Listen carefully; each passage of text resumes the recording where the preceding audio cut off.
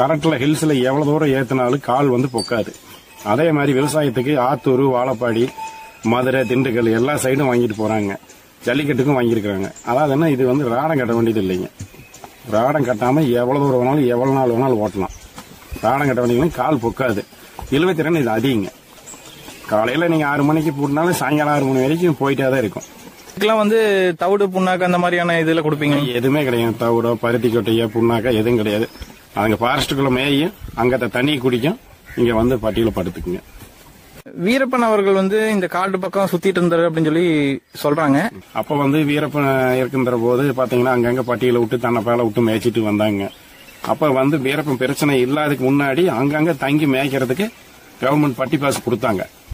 ஆனா பட்டி பாசுங்கிறது அதை பத்தின கொஞ்சம் தெளிவான விளக்கம் சொல்லுங்க. பட்டி பாசுனாங்க மாடு, அதாவது மாடு இத்தனை மாடு இருக்குதுன்னு சொல்லி பர்மிட் கொடுப்பாங்க கவர்மெண்ட்ல. ஒரு மாட்டுக்கு 5 ரூபா 4 ரூபான்னு.